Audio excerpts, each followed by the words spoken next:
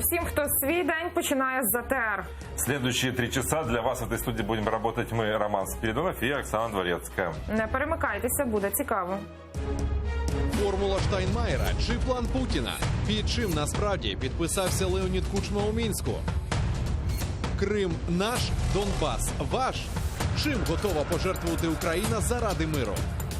Катастрофа MH17. Нідерланди збираються шукати український слід. И гость нашей студии Богдан Петренко, заместитель директора Украинского института исследования экстремизма. Доброе утро. Доброго ранку. Доброго ранку. Ну і почнемо із теми, яку вже 2 дні обговорює вся Україна, підписаною Мінською формулою Штайнмаєра. Президент Зеленський її позиціонує як план, який має наблизити мир на Донбасі. Так звана формула зводиться до алгоритму. Верховна Рада ухвалює закон про особливий статус Донбасу. Далі вибори в ОРДЛО за українським законодавством. Якщо ОБСЄ їх визнає прозорими і легітимними, особливий статус починає діяти. Опоненти президента заявляють про зраду і капітуляцію влади перед Росією. А вот так выглядит тот самый документ с формулой Штайнмаєра. Увидеть удалось лишь накануне, как он выглядит. Его у себя на Facebook опубликовала Дарка Алифер, пресс-секретарь представителя Украины в трехсторонней контактной группе Леонида Кучмы. Кроме него, свои подписи под документами поставили также представитель России Борис Грызлов, представители ОРДО и ОРЛО Наталья Никанорова и Владислав Дейнего, а также спецпредставитель главы ОБСЕ Мартин Сайдик. Текст подписанного документа согласовали с представителями Украины, Франции, Германии и России еще 11 сентября. О чем именно идет речь в документе, давайте послушаем. Настоящий закон вступает в силу в 20:00 по местному времени в день голосования на внеочередных местных выборах в отдельных районах Донецкой и Луганской областей, которые назначены и проведены в соответствии с Конституцией Украины и специальным законом Украины, регулирующим внеочередные местные выборы в вышеупомянутых районах. Настоящий закон продолжает действовать на постоянной основе в случае, если в итоговом докладе ОБСЕ будет сделан вывод в соответствии с установленной практикой ОБСЕ, что внеочередные местные выборы в отдельных районах Донецкой и Луганской областей были проведены в целом в соответствии со стандартами ОБСЕ и украинским законодательством. От, пане Богдане, взагалі багато запитань до тих подій, які відбулися в Мінську, до того, що підписано, і подальших подій. Але от насправді після оприлюднення цього документу виникають питання до того, що підписувалися, виявляється, ще й представники ОРДЛО. Вони підписувалися, вони фактично підписуються майже під усіма документами, які проходять на тристоронній групі. Вони йдуть ніби люди, які як свідки. Але ж вона не сторона перемовин. Звичайно, вони не є стороною перемовин, тому що ми говоримо про тристоронню групу, тобто Росія, ОБСЄ і ми. Їх, тим більше, якщо ми говоримо, наприклад, про те, чому ми не підписали цю формулу минулого разу, коли Кучма відмовився її підписувати, здається, 1,5 тижня тому це було. Це якраз саме тому, через ці підписи, про які ми зараз говоримо, тобто через представників ОРДО і ОРДЛО. Тому що Кучма не погодився, щоб їхні підписи стояли на одному документі. І на сьогоднішній момент єдиного документа немає. Ви бачили, да? Підпис Кучми стоїть, а на решта підписів йдуть на іншій сторінці. Всі документи були розіслані різним людям, і точніше різні організації, вони їх попідписували, потім повернули. Тобто єдиного документа, де стоять ці підписи, не існує. Водночас в мережі на сьогоднішній момент з'явилася навіть думка, що всі отримали різні документи. Чи існує така думка насправді, чи насправді це так? Я думаю, що ні.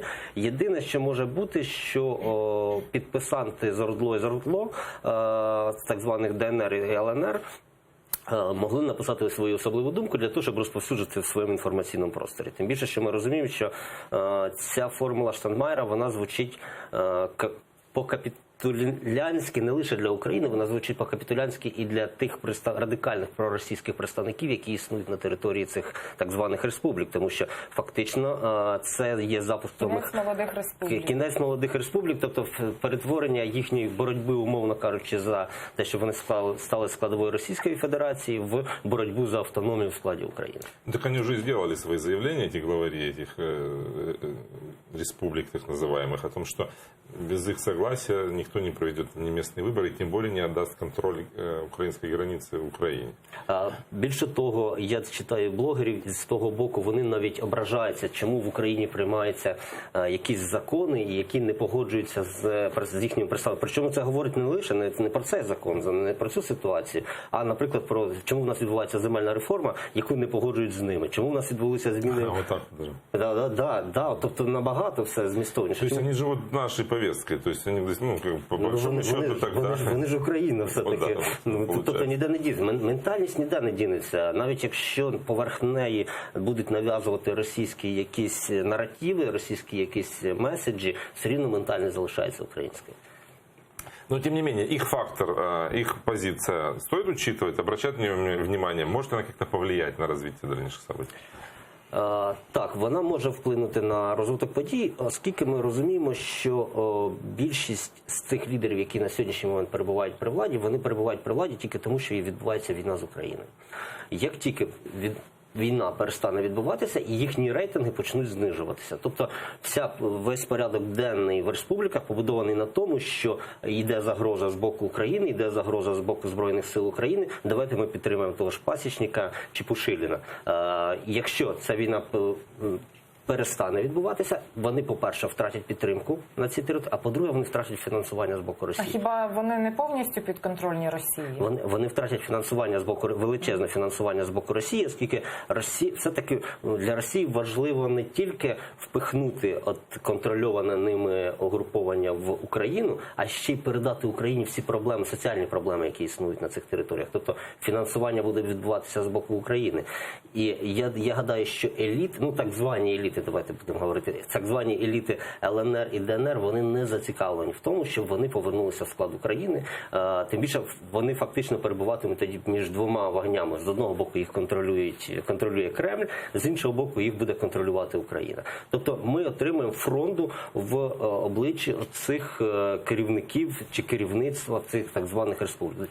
Як вони можуть взагалі протистояти цьому процесу? Тому що ми розуміємо, Росія сказала «да», вони мають сказати «да». Але вони можуть використовувати сили, які перебувають на лінії зіткнення, для того, щоб провокувати Збройні сили України на якусь там відповідь, для того, щоб провокувати на те, щоб війна, саме в цій сірій зоні, вона продовжувалася. Так и происходит. Только за прошедшие сутки 30 обстрелов из запрещенного Минска. Ми зараз не знаємо, це було замовлення з боку РФ чи замовлення з боку цих глав. Глави будуть... Тем не менее, неважно, кто заказывал, но один боец получил ранение. Так, але я говорю про те, що незалежно від бажання Росії зупинити війну, війна може продовжуватися, тому що є бажання в цих республіках, так званих республіках, її продовжувати. В еліті цих республік, не серед людей, які проживають на цій території. А в Україні протестують проти підписання формули Штайнмайєра і подальшої її реалізації. Напередодні увечері в Києві і ще близько 20 міст відбулися акції протесту «Ні капітуляції». На столичному Майдані Незалежності, зокрема, зібралося кілька тисяч людей. Потім всі ці люди пішли до Офісу Президента на Банкову. Як це відбувалося і виглядало, давайте подивимося.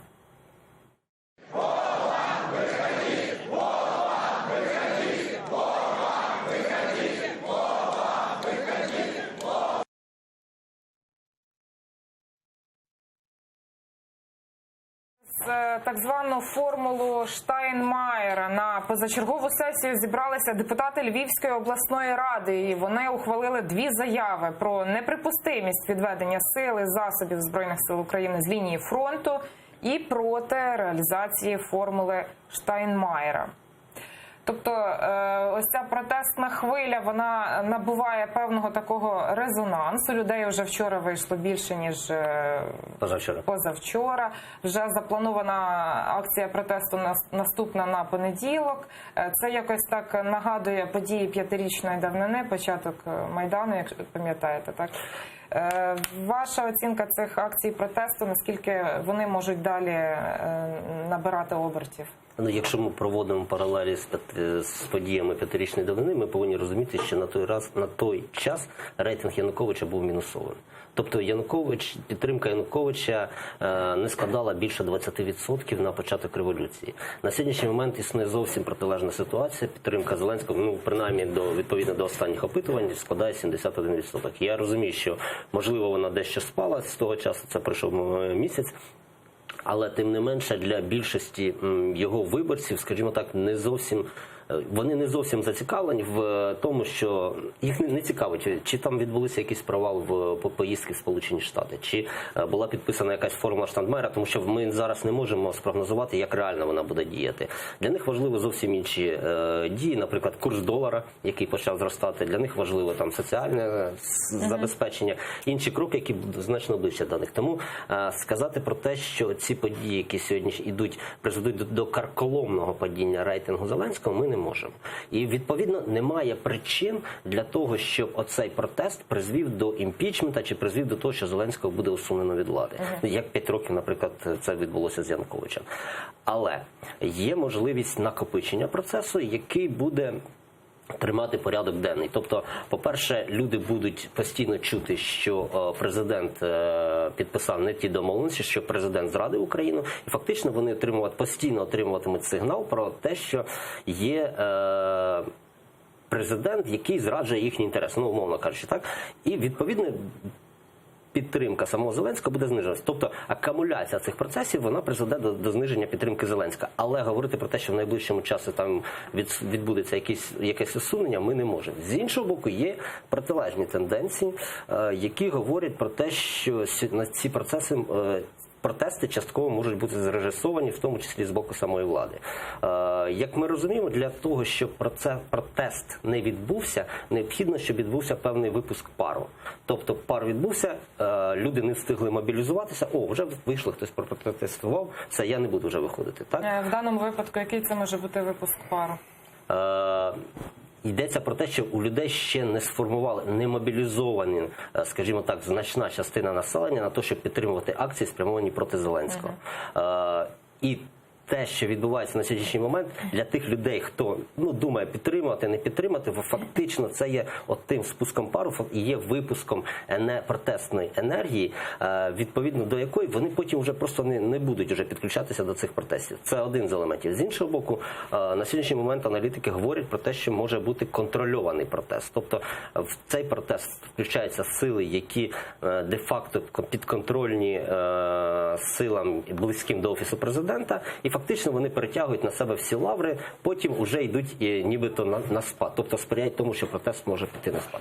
В будь-якому випадку протести, вони не вигідні, зрозуміло, Зеленському, і в будь-якому випадку кожен такий протест, він сприяє тому, що на політику Офісу Президента відбувається певний тиск з боку населення. Тобто Офіс Президента розуміє, що є негативні сигнали, які стосуються його дій.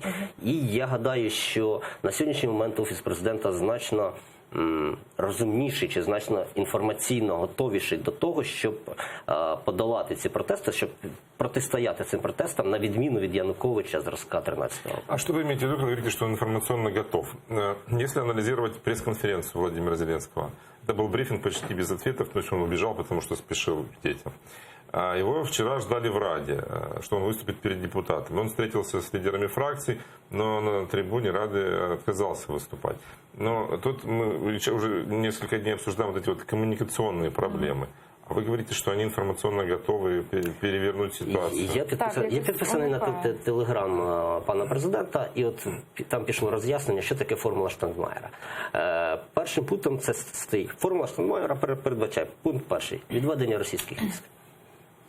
Де це в формулі прописано? Немає. Але меседж пішов. Меседж цей почутий його виборцям. Але ж Телеграм, мабуть, орієнтований не на надто широкі верстви населення. Я думаю, Інстаграм ще є. Да, я думаю, що це буде просто повторюватися в іншому. Вони будуть говорити про те, що тим більше, що Зеленський сам це сказав на прес-конференції, що відведення військ, а потім уже вибори. От ми маємо свіжу соціологію, ставлення українців до так званої формули Штайнмайєра. Соціологічне опитування провела група «Рейтинг» напередодні, оприлюднила напередодні результати цього опитування. Отже, 60% українців не можуть оцінити формулу Штайнмайєра. Добре це чи погано, і лише 8% однозначно підтримують. Серед інших відповідей 68% опитаних вважають Росію країною-агресоркою, 23% не вважають так, 10% не визначилися. Більше половини опитаних підтримують невоєнні заходи з врегулювання ситуації на Донбасі. 34% виступають за припинення військових дій, визнання цих територій тимчасово окупованими, тобто замороження конфлікту. 23% за надання цим територіям статусу автономії в складі України. Натомість 23% виступають за продовження військових дій до повного відновлення української влади на всьому Донбасі. И только 6% за отделение этой территории от Украины. Так, от як би ви прокоментували таку історію? Величезний плюс цієї соціології в тому, що і при останніх місяцях Порошенка, і зараз кількість людей, які не вважають Росію агресором, не змінилася. Це для мене вже величезний плюс, тому як оптимісти треба бачити певні результати. Що стосується інших складових, то ми бачимо, що немає чіткого визначення по багатьом питанням. Немає визначення, що робити українцям, що робити владі, виходячи з власне, це не громадських... від цієї відсутності комунікації, тобто пояснень, що відбувається. Люди просто не усвідомлюють. Це добре, погано, 60%. Скажімо так, є проблеми, які неможливо вирішити шляхом підтримки громадської думки. Це, наприклад, підписання цієї дуже схожої до капітулятивної угоди формули Штайнмайєра і, відповідно, і мінських угод самих по собі, які були.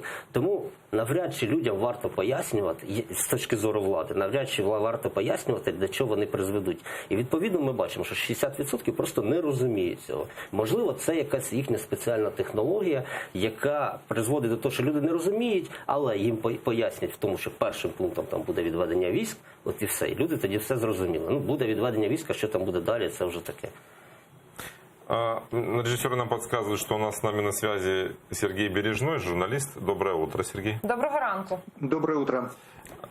Мы читали ваш пост на Facebook, где вы написали, что никто не знает, никто не видел этот документ, что их может существовать несколько версий. Мы, кстати, тоже обговариваем эту тему, что, может быть, все-таки на самом деле этот документ один, но просто их разные экземпляры с разными подписями были отправлены из разных инстанций. Почему такая ситуация, скажем так, не очень ясная и понятная с этим документом? Как вы считаете? Ну, ситуация сейчас проясняется. Пост был написан до того, как появился уже в публичном доступе сам документ подписанный. Стал ясен его характер. Это не единый документ, подписанный там несколькими сторонами, а это несколько писем, идентичных по содержанию.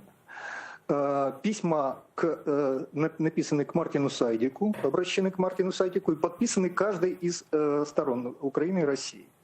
Содержание писем в том, что соглашаются стороны с имплементацией формулы Штайнмайєра, которая там в целом так в черне изложена.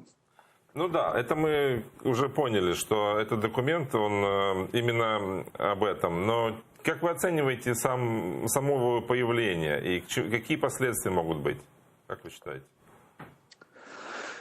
Я считаю, что это продолжение дипломатической работы Украины по разрешению конфликта, собственно, по завершению войны. То, что Зеленский объявлял, что он намерен сделать, и он это пытается сделать дипломатическим путем, поскольку военным путем, совершенно очевидно, это сделать не удастся. В то же время общественность, она настроена достаточно радикально, она требует решения вопроса раз и навсегда, причем включая Крым, не только Донбасс. И как это сделать практически, естественно, общественность не предлагает, потому что такого пути нет. У нас нет таких ресурсов военных для решения вопроса. Поэтому единственная возможность продолжать двигаться в этом направлении – это дипломатия. Когда вы говорите, Зеленский делает. Когда вы говорите, что этот документ – это прекращение военного конфликта, но ясно ли из этого документа прекращение конфликта? Нет, это какой ценой? Это путь. Ну, путь к прекращению конфликта. Прекращение – это результат. До него надо еще очень долго идти. А И, это путь к чему? К это прекращению войны если любой приводить ценой? К существенному продвижению, к существенному результату, Зеленский пробует этот вариант. Ну, я перефразирую вопрос. Это первый шаг к окончанию войны какой ценой? Есть ли ясность из этого документа, что мы готовы на капитуляцию или что мы не готовы отказываться от борьбы? Я считаю, что там нет никаких намеков на капитуляцию. Там есть чрезвычайно важный в этом тексте момент, то, что выборы проводятся в соответствии с Конституцией Украины.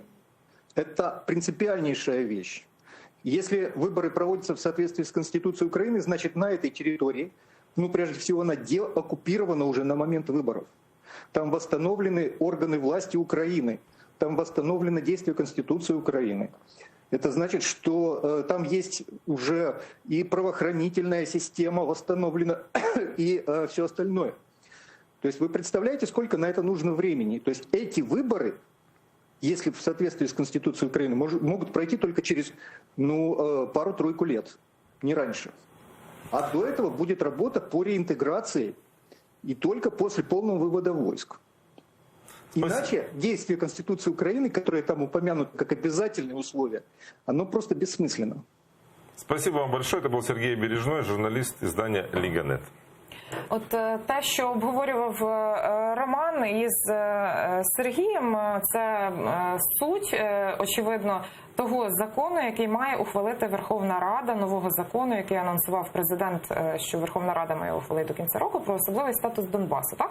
Це все має бути прописано і по виборам, і по реінтеграції, і по відновленню, наскільки я розумію. От у фракції «Слуга народу» напередодні заявили, що вони ще не бралися за це написання цього законопроекту, ну і що візьмуться за це найближчим часом. Що може бути і має бути в цьому законі?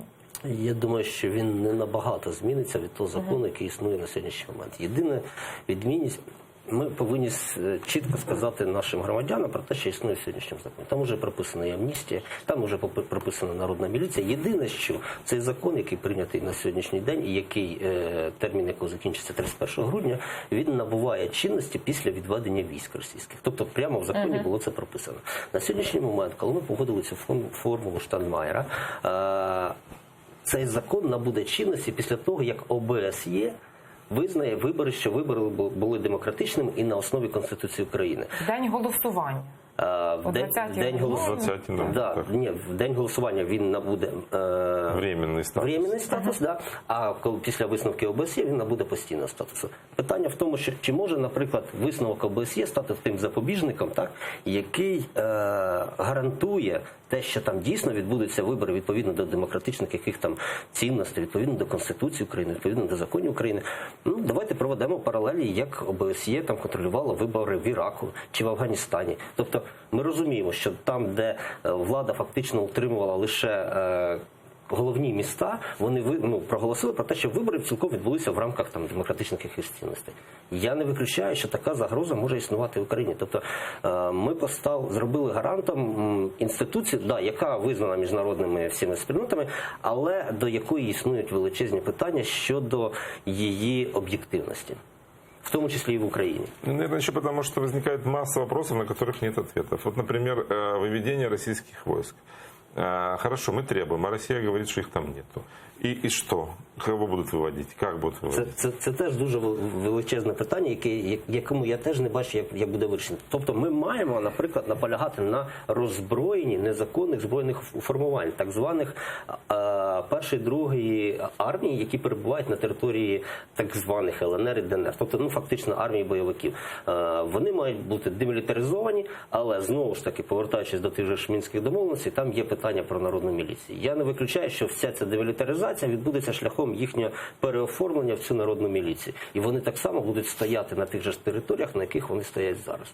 Більше того, чому на сьогоднішній момент всі говорять про загрозу цієї формули?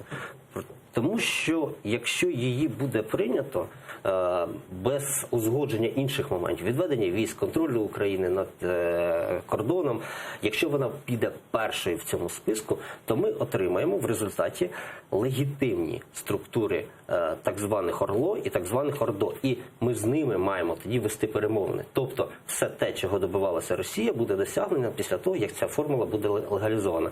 І вже тоді вони будуть визначати, коли ми там отримаємо цей контроль над кордоном, коли вони там створять народну міліцію, коли там буде демілітаризація. Тобто, якщо ми цього всього не пропишемо і формула стане головним, а не однією складовою всього алгоритму вирішення проблеми на Донбасі, то фактично, формула капітулянська. Якщо формула є просто складовою, а там передує, наприклад, дуже величезна робота, в тому числі й інформаційна робота, бо проведення виборів зараз на тих територіях містить величезну проблему, бо навіть якщо ці вибори будуть відбуватися на основі законів України, навіть якщо ці вибори будуть контролюватися Українською центральною виборчою комісією, немає гарантії того, що на цих виборах виграють проукраїнські партії. Є 5 років свідомість громадян, і на яку постійно впливала російська інформаційна пропаганда. Я для прикладу проведу, якщо людина патріот, і вона візьме і включить для себе російський якийсь канал, в неї буде просто ідіосинкразія, тобто в неї буде відштовхнення тої інформації, яка не сприймається. Така сама ситуація може бути там, коли включається український канал. Тобто, якщо людина їх не бачила до цього, відповідно вони включаються, вони живуть в іншій інформаційній середовищі вже 5 років. В тому числі вони живуть в середовищі, де Україна 5 років про Україну розповідає як про ворога. Це дуже величезна проблема. От ми вже згадали, що вчора у Верховній Раді 3 фракції чекали на виступ президента, на його пояснення ситуації, що відбувається. Президент відмовився виступати перед депутатами. Викликали депутати і міністра закордонних справ, і начальника Генштабу на 16-ту напередодні. Вони також не прийшли. І от очевидно, що ця історія сьогодні буде в парламенті розвиватися у вигляді заяв, чи, можливо, ще якійсь формі. Давай, прежде чем мы перейдем к обсуждению темы парламента, нам сейчас подсказывает режиссер, что у нас на связи военный эксперт Владислав Селезнев, и мы с ним можем обговорить ситуацию, связанную с разводом войск, которую планируют, в том числе и по так называемой формуле. Доброе утро, Владислав. Доброго ранку. Друзі, вітаю. Как вы можете прокомментировать перспективы эффективности этого развода и насколько это в наших интересах, как вы считаете? 3 роки тому назад ми вже намагалися розповісти наші сили в районі Золотого та Петровського. Щодо наслідків, то, як відомо, нині повернулися наші війська на ті самі позиції, на яких перебували і раніше. Зараз ця спроба знову ж таки наші сили намагаються реалізувати, але знову ж таки, через непоступливу позицію другої сторони конфлікту, мені здається, що цей розвід військ не відбудеться. Ні в Золотому, ні в Петровському, і так само в районі станиці Луганської. Адже відомо, що зараз відбуваються відновлювальні роботи щодо налагодження відповідної інфраструктури в районі станиці Луганської, але друга сторона конфлікту, бойовики не відводять свої сили, засоби, продовжують утримувати відповідний блокпост поблизу знищеного мосту, тому мені здається, що ця ініціатива знову ж таки буде так само знищена, як і всі попередні. Ведь это же ключевое условие, одно из ключевых условий продолжения переговорного процесса. То есть можно уже сразу на нем ставить точку, что ли, по-вашему?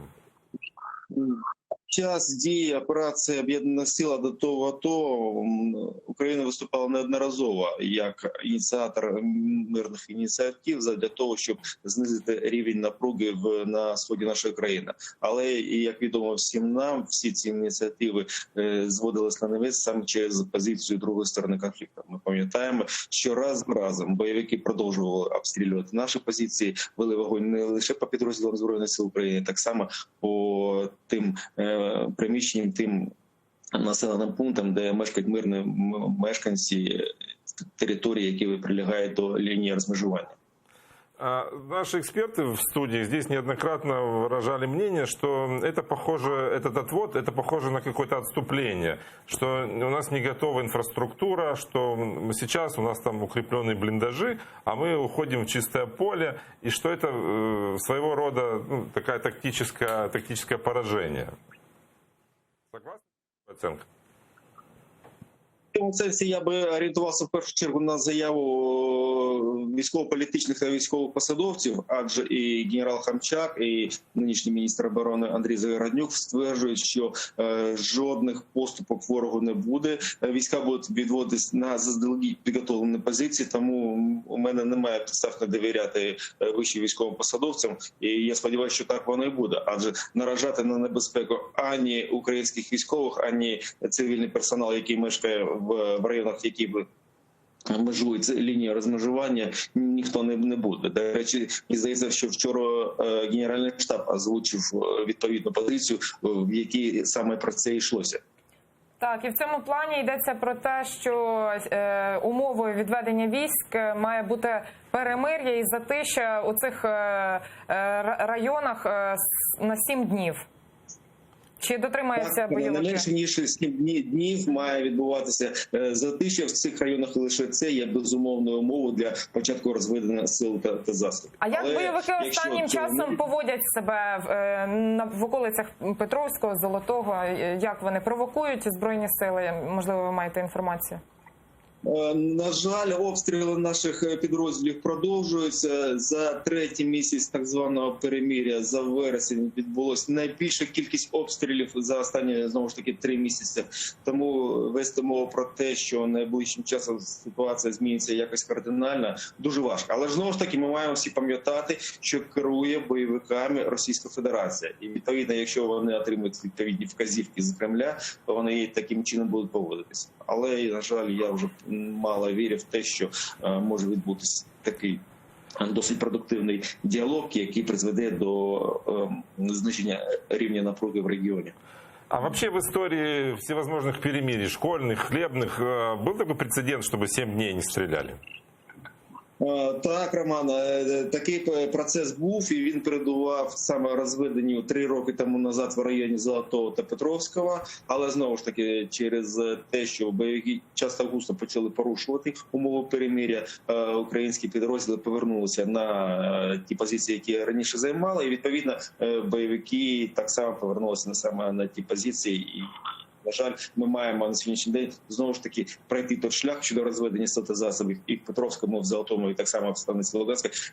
Той самий шлях, що і проходили 3 роки тому назад. Спасибо. Владислав Селезнев, военный эксперт, был с нами на связи. Тобто, в принципі, був такий вже Прецедент був. досвід, так, і, можливо, і повторення такого сценарію, що тимчасово відведення якесь відбудеться. Це, до речі, показує, як бойовики можуть впливати самі на цю ситуацію. Тобто варто в один з цих 7 днів почати стріляти і все, і розведення не відбувається. Так, ну и сегодняшняя сводка за минувшие сутки, как я уже говорил, 30 обстрелов, 1 наш военный ранен. Давайте повернемось до депутатів все-таки. Да. От як вони реагували вчора на так звану формулу Штайнмаєра, давайте послухаємо.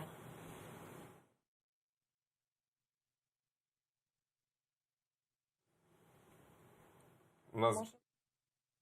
Представник ОБСЄ, не представник Росії, не представник будь-якої іншої визнаної чи невизнаної сторони отримав лист від представника України в тристоронній контактній групі Леоніда Кучми про те, що цей текст нас влаштовує. Ми на нього погодилися, ці пропозиції.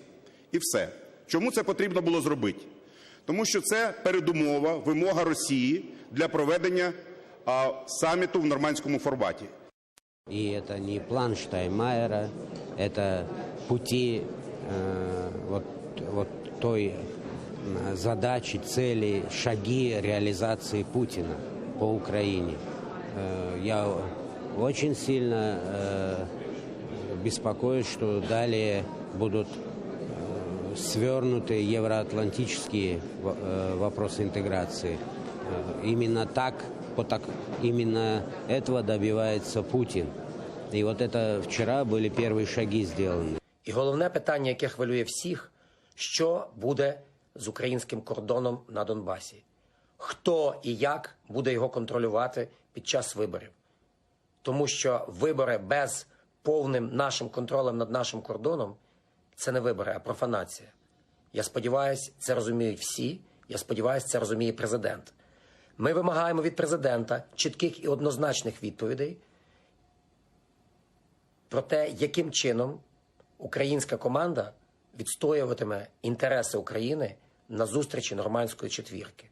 Були окремо обговорені питання підготовки до виборів. Тим часом у Кремлі щиро дивуються, чи роблять вигляд, що дивуються, чому українських політиків так обурило підписання формули Штайнмайєра. Ось що з цього приводу заявив міністр закордонних справ Росії Сергій Лавров. Последовавшие реакции в Киеве меня, конечно, насторожило. Требования Порошенко, партии Юлии Тимошенко, не говоря уже о Вакарчуке и других радикальных политических силах, объясните, почему вы предаете украинский народ. Эта формула была известна уже скоро как 4 года. Просто не могли положить ее на бумагу. Ну, наверное, потому что им не хочется терять вот аргумент в отстаивании своей идентичности, как бы такой вот националистически ориентированной. Вот интересна позиция пятого президента Украины Петра Порошенко. Всем она сейчас очень известна, он категорически против выступает этой формулы Штайнмайера. Но всегда ли была у него такая позиция? Давайте посмотрим.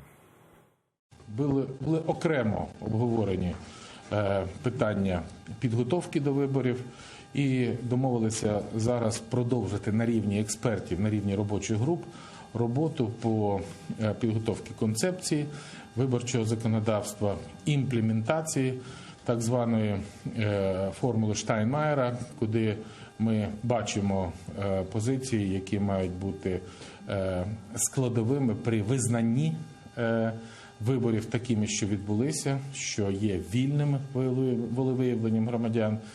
Формули Штайнмайєра не існує в природі. Це російська вигадка. Ніколи до вчорашнього дня жоден представник України ні письмово, ні в іншій формі ніколи не схвалював формулу Штайнмайєра.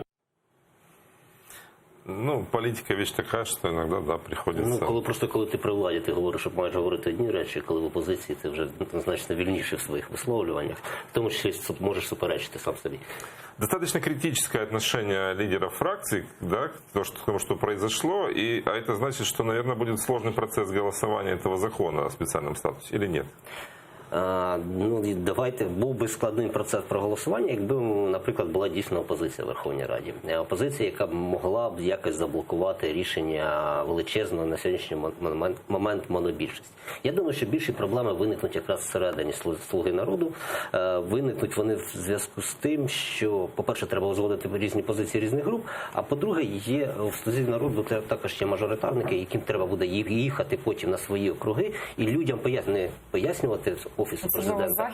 Особливо так, західних регіонів, і пояснювати, чому вони за це проголосували. І я гадаю, що може виникнути така ситуація, що дуже багатьох з них просто не буде в залі під час голосування. Тому величезні проблеми будуть саме в Верховній Раді і саме всередині «Слуги народу», мені здається, з цим голосуванням. Ну, и что это значит? Значит ли, что этот закон могут не принять? Я думаю, що ні. Я думаю, що на це буде воля. Я думаю, що президент Зеленський буде з цим працювати. Тим більше, на сьогоднішній момент, як ми почули, що ця зустріч в нормандському форматі чомусь вони розглядають в Офісі президента, тим більше я чув це навіть від Єрмака, вони розглядаються ледь не як самоціль усіх цих поступок. І саме тому ми бачимо, я зараз відходжу від голосування в Верховній Раді, саме тому ми бачимо величезні проблеми, наприклад, з розведенням військ, про що говорив пан Селезньов. Той же ж Лавров, наприклад, заявляв, що ви ще ж не розвели в Петровському, да, ми ще не дуже готові до цього, до зустрічі, ще ж не всі виконані умови.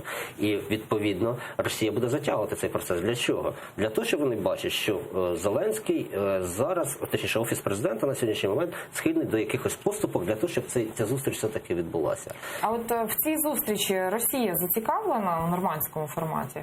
Очевидно, що вони ж хочуть, щоб з них зняли там певну частину санкцій. Для цього потрібно також комунікувати комунікувати, чи їм не важлива ця зустріч? Только очень коротко, у нас остается 30 секунд до конца. Вони зацікавлені, але вони зацікавлені для того, щоб відтягнути цю зустріч, щоб натиснути на Україну, і Україна змогла піти на багато більші поступки, на які на сьогоднішній момент вона може піти. Тобто вони зараз перевіряють так звані червоні лінії, про які на сьогоднішній момент говорять експерти, до яких може дійти Офіс президента. Дякую, пане Богдане. Богдан Петренко, заместитель директора Украинского института исследований экстремизма, был гостем нашего часа.